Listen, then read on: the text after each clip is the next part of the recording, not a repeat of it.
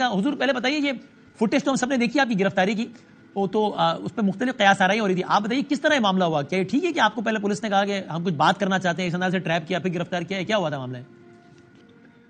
Lahore high court bar association نے ایک convention پہ مجھے مدعو کیا تھا، وہاں میں نے اسپیچ کی، پھر آئی ایل ایف کے وکلاء نے مجھے چائے کے لیے مدعو کیا، وہاں اسپیچ کی، اور پھر میڈیا سے کچھ بات کر کے میں جب گیٹ کی طرف آ رہا تھا تو میرے ساتھیوں نے بتایا کہ پولیس باری نفری گیٹ پہ موجود ہے، وہی گیٹ تھا جس پہ سے ہماری گاڑی نے نکلنا تھا، اور چونکہ میں کسی ایف آئی آر میں مطلوب نہیں تھا تو میں چاہتا تھا کہ مجھے علم ہو کہ کوئی الزام ہے یا کوئی وارنٹ ہے، تو جو ایس پی تھے سی ڈی ان سے میں نے پوچھا تو اس نے بجائے بات کرنے کے سیدھا اپنے اہلکاروں کو کہا کہ ان کو گرفتار کر لے، اس پہ وہاں پہ مٹ بھیڑ ہوئی، مجھے علم نہیں تھا کہ انہوں نے بعد میں 3 MPO کا وارنٹ لیا، یہ مجھے وہاں سے انہوں نے زبردستی اٹھایا، 3 تو ویڈیوز کلپس آئی ہیں، اور وہاں سے مجھے یہ چوانگ لے گئے، وہاں پہ رکھنے کے بعد کوٹ لکھپت جیل لے گئے، اور پتہ چلا کہ ڈپٹی کمشنر نے 3 MPO کا آرڈر کیا ہے۔ جب آرڈر میں نے پڑھا تو ڈی سی نے 3 باتیں لکھی تھی کہ کے پی کے سے پی ٹی آئی کا لیڈر لاہور آیا ہے، تو یہ جواز تھا 3 MPO کا۔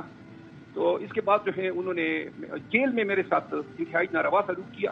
کیا تشدد کا نشانہ بنایا گیا آپ کو جیل میں؟ جیل میں بہت زیادتی کی انہوں نے، اور یہ ساتھ پوچھ مریم نواز کی ماں پہ ہوا۔ جیل میں یوں ہوا کہ سب سے پہلے تو جب میں جیل کے اندر گیا تو جو میرے ساتھ ٹیبلٹس تھی، میں ڈائبیٹک ہوں، تو گولیاں انہوں نے جمع کی اور کہا جی بعد میں آئیں گی۔ جو جتنی راتیں میں نے کی ننگے فرش میں کی، کوئی میٹر نہیں کیا، نہ کوئی تکیہ دیا، اور نہ مجھے میری دوائی دی، میڈیسن دی۔ اس کے علاوہ انہوں نے ڈرگ ایڈکٹس کے سیل کے ساتھ ہی مجھے یہ چکی میں رکھا، ساری رات وہ شور مچاتے تھے، کچھ لوگ شاید اسی ڈیوٹی پہ تھے کہ اس کو جگائے رکھنا تھا۔ اور اس کے علاوہ جو ہے جو جیل کے عملے کے ساتھ مٹ بھیڑ ہوئی، وہ اس پہ پھر میں نے پھر ہنگر اسٹرائک کیا جمعرات کی دن، اور ہنگر اسٹرائک کے بعد کمبل جو تھے وہ ناکافی تھے، سردی بہت زیادہ تھی، 2 چادر کیے تھے، اور سب کچھ جیل میں جو ہو رہا تھا وہ ایک پلاننگ کے تحت ہو رہا تھا، تو دیٹ واز انفارچونیٹ۔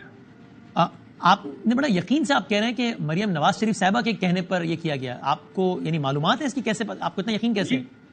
یہ سلسلہ اس وقت سے جاری ہے جب افنان کو چپیڑ لگی تھی، اس کے بعد میرا گھر گرایا گیا، اور یہ انتقام ہے جو چل رہا ہے، اور وہ نہیں چاہتے تھے کہ میں پنجاب آؤں، لیکن جیل میں وثوق سے اس لیے کہتا ہوں کہ مجھے بار بار ان کی طرف سے دھمکیاں ملی ہیں، اور یہ انہی کے ثمرات تھے۔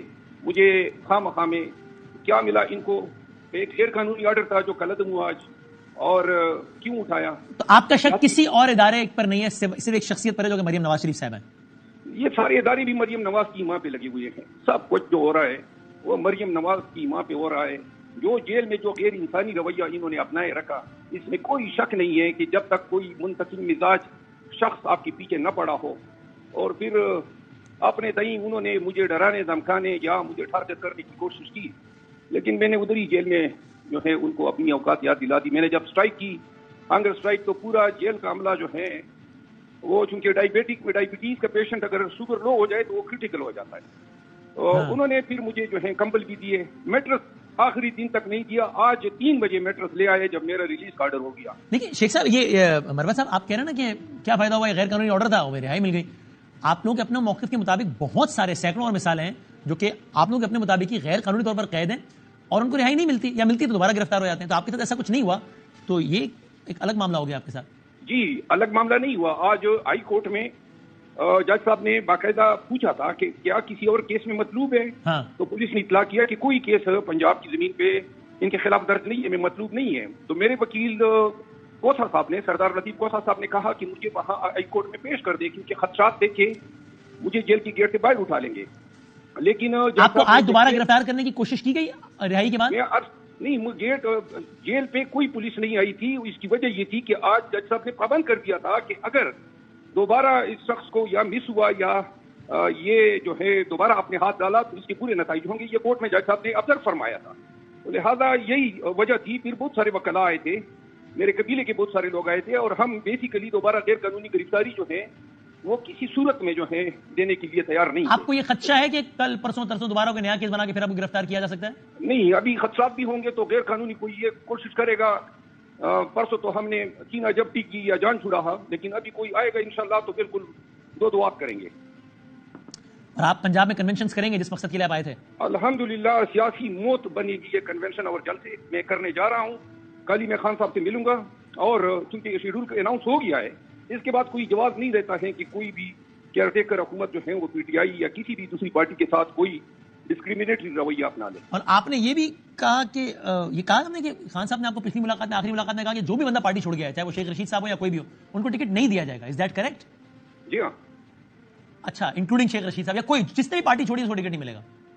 جس نے پریس کانفرنس کیا ہے، جس نے بھی شخص نے بھی پریس کانفرنس یا انٹرویو کیا ہے، مثلا صداقت عباسی صاحب یا انٹرویو کیا ہے، اس کو ٹکٹ نہیں ملے گا سلیکشن میں. ان کو ٹکٹ نہیں ملے گا، یا جو ہمارے پارٹی کے نہیں ان کے مخالف ہم اپنے کینڈیڈیٹس جو ہیں وہ فیلڈ کریں گے. سر آخری سوال میں پھر اگلے مہمان کی طرف بڑھا ہوں. وہ اس سے پہلے آپ یہ کہتے رہے اپنی پارٹی کی کچھ اور سینئر لیڈرشپ کے حوالے سے کہ دیکھیں نا، سب پہ اتنی سختی ہوتی تھی، ان پہ نرمی ہوتی تھی، اس لیے کہ یہ کسی کے آدمی ہیں.